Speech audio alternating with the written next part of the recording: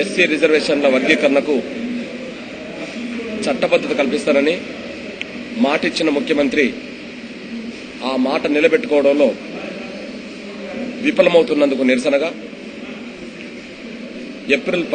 మే 17 నుంచి హైదరాబాద్లో ఆమరణ దీక్ష ప్రారంభించబోతున్నాం. ఆమరణ దీక్ష ద్వారా ఈ రాష్ట్రంలో ఉద్యమం జిల్లా మండల గ్రామ స్థాయిలో ఉధృతం చేస్తామని కూడా స్పష్టం చేస్తున్నాం. ఆమరణ దీక్ష జరిగేంత వరకు ముఖ్యమంత్రి వర్గీకరణ విషయంలో జాప్యమే చేస్తే ఆ రోజు నుంచి మొదలవుతున్న ఉద్యమం వల్ల తలెత్తే పరిణామాలకు ముఖ్యమంత్రి వైఎస్ రాజశేఖర రెడ్డి గారే బాధ్యత వహించాల్సి ఉంటుందనే విషయం కూడా హెచ్చరిస్తున్నాం. కరీంనగర్ ఎన్నికల్లో బడ్జెట్ సమావేశంలో బిల్లు పెట్టిస్తున్న ముఖ్యమంత్రి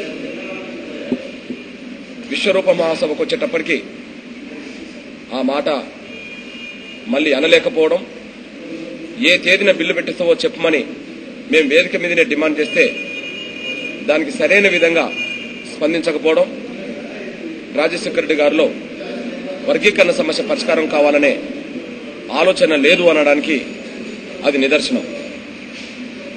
ఒకవైపు మీదికి మాత్రం మాదిగలను భ్రమలు పెట్టే ప్రకటనలు చేస్తున్నాడు. వాస్తవానికి వర్గీకరణకు వ్యతిరేకంగా మాలమహారాజు నేతలతో ప్రకటనలు ఇప్పిస్తున్నది ముఖ్యమంత్రి అనేది కూడా మేము స్పష్టం చేస్తున్నాం. ఎందుకంటే మేము ఏప్రిల్ 17వ తారీఖు నాడు విజయవాడలో విశ్వరూప మహాసభ పెడితే అదే ఏప్రిల్ 17వ తారీఖు నాడు ఎంఆర్ఓ కార్యాలయం ముందు మాలమహారాజు నేతలు ధర్నాలు పిలుపునిచ్చారు. జస్టిస్ పూంచ్ కమిషన్ మీద మీ స్పందన? పూంచ్ కమిషన్ సంబంధించిన విషయం గానీ ఇంకా ఏ కమిషన్ అయినా సరే మాకు బడ్జెట్ సమావేశంలో బిల్లు పెట్టించే విధంగానే అది నిర్ణయం జరగాల్సిందే తప్ప ఆ పూంచ్ కమిషన్ తో మాకు ఎలాంటి సంబంధం లేదు. ఏసింది కేంద్ర రాష్ట్ర ప్రభుత్వాలు.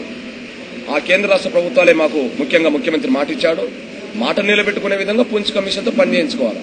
అందువల్ల పూంచ్ కమిషన్ ఏమన్నది మేము కాదు, ఏసింది మేము కాదు కనుక ఇచ్చిన మాట నిలబెట్టుకోవాల్సిన బాధ్యత. కమిషన్లతో కాలయాపన చేయాలనే కుట్ర చేస్తే మేము ఎట్లా సంతృప్తి చెందుతాం?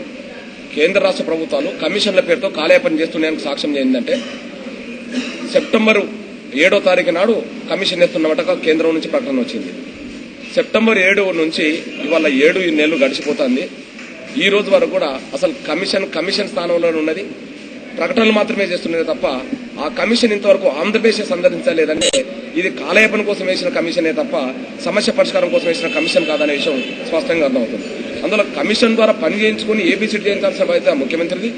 చేస్తున్న ముఖ్యమంత్రి నిర్లక్ష్యం వహిస్తున్నందున ఆ ముఖ్యమంత్రి రేపు ఆమరణ దీక్ష జరగడం వల్ల జరగబోయే పరిణామాలకు ముఖ్యమంత్రి బాధ్యత వహించాలి. అయితే మేము వర్గీకరణకు అనుకూలంగా మాట్లాడుతున్న ముఖ్యమంత్రి వర్గీకరణ వ్యతిరేకంగా కూడా మాలమహారాజు నేతలతో ప్రకటన చేపిస్తున్నాడనే విషయం మేము ఆధారాలు చెప్తున్నాం. ఉదాహరణకి మేము ఏప్రిల్ 17 తారీఖు నాడు విశ్వరూప మహాసభ పెడితే మాలమహారాజు నేతలు రాష్ట్ర వ్యాప్తంగా ధర్నాలకు పిలుపునిచ్చారు. అదే సమయంలో ఈ రోజు మేము విశ్వరూప మహాసభ ద్వారా మేము ముందుకెళ్తున్న సమయంలో భవిష్యత్ ఉద్యమం మేము బలంగా చేస్తామనే పద్ధతిలో మాలమహారాజు నేతలు కూడా వాళ్ళ హెచ్చరికలు జారీ చేశారు. వాళ్ళెవరు?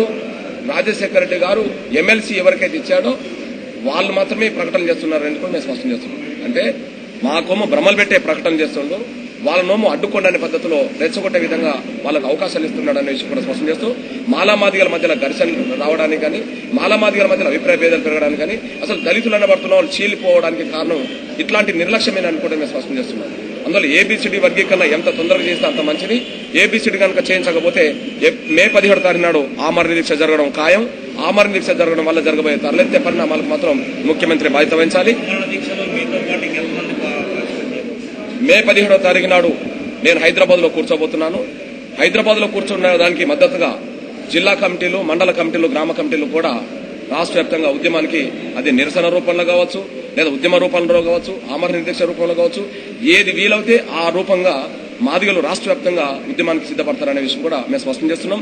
అయితే ఏ విధమైన కార్యాచరణ తీసుకోవాలి, ఆమరణ దీక్ష ఒకసారి కొనసాగితే ప్రారంభమవుతే ఏ విధమైన కార్యాచరణ తీసుకోవాలనే విషయంలో పూర్తి స్థాయిలో మేము చర్చించుకోవడానికి ఈ నెల 22వ తారీఖు నాడే హైదరాబాద్ లో అత్యవసర కార్యవర్గ సమావేశాన్ని హైదరాబాద్ ఏర్పాటు చేస్తున్నాం. అందులో ఆమరణ దీక్ష జరగడంతో రాష్ట్ర వ్యాప్తంగా ఉద్యమం ఏ విధంగా తీసుకురావాలనే పద్ధతిలో కూడా మేము రాష్ట్ర కమిటీతో చర్చిస్తాం.